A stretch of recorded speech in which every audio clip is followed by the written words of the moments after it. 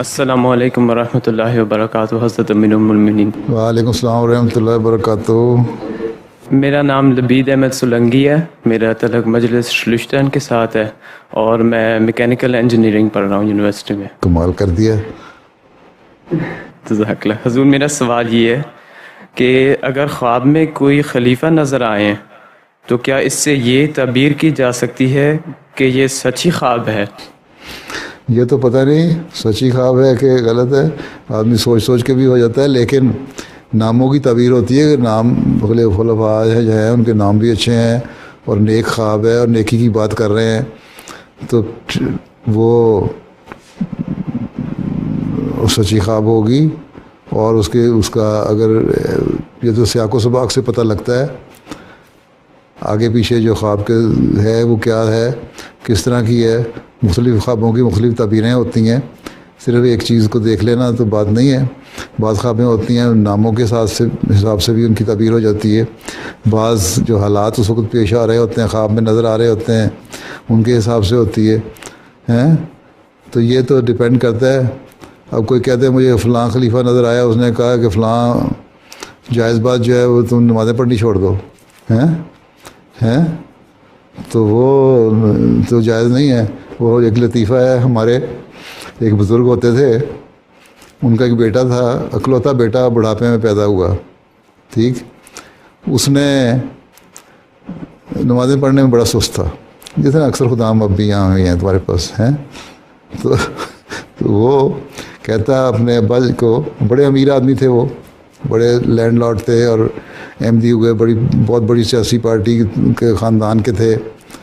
خیر ربا میں تعلیم دلوانے کے لیے اپنے بیٹے کو لے آئے، اور بیوی ان کی فوت ہو گئی تھی، بیٹا ان کے ساتھ رہتا تھا، بڑھاپے کی اولاد تھی۔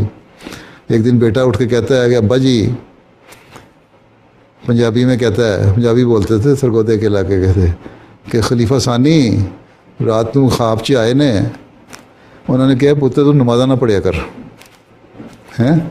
کہ بیٹے خلیفہ ثانی مجھے خواب میں آیا، انہوں نے کہا بچے تو نمازیں نہ پڑھا کرو۔ تو وہ بزرگ بڑے ہوشیار تھے، انہوں نے کہا بیٹا پہلے دروازے کی طرف پلنگ ان کا تھا اور اس سے آگے دیوار کی طرف ان کے بیٹے کا ہوتا تھا۔ تو کہتے بیٹا کہ وہ جو میری منجی ٹپ کے تیرے کو آئے، میرے کان چ کیوں نہ کہہ گئے، میرا پلنگ ٹاپا انہوں نے، تمہارے پاس گئے کہنے کے لیے کہ نمازیں نہ پڑھا کرو، تو میں دروازے کے قریب تھا، میرے کان میں کہہ جاتا ہے کہ نمازیں نہ پڑھا کرو۔ تو یہ اس طرح کی باتیں جو ہے نا، یہ ڈپینڈ کرتی ہیں کہ خواب بنائی ہوئی ہے یا واقعی حقیقی خواب ہے۔ اور اگر بندہ صاحب بعض دفعہ سوچتا ہے بعض باتیں، ان خیالات میں بعض ایسی باتیں آ جاتی ہیں جو ان کا کوئی مطلب نہیں ہوتا۔ جہاں تک کسی خلیفہ کے آنے کا تعلق ہے، اگر وہ نیکی کی باتیں بتا رہا ہے تو خواب جائز ہے، ٹھیک ہے، اچھی ہے، سچی ہے۔ اگر اس کی طرف غلط بات منسوب کر رہے ہو تو وہ خواب غلط ہے۔ یہ تو انسانی سوچ پہ ڈیپینڈ کرتا ہے، ٹھیک ہے۔ گزرے ہوئے 100 سال کی تاریخ گواہ ہے، سائے کی طرح سایہ فگن ہم پہ خدا ہے۔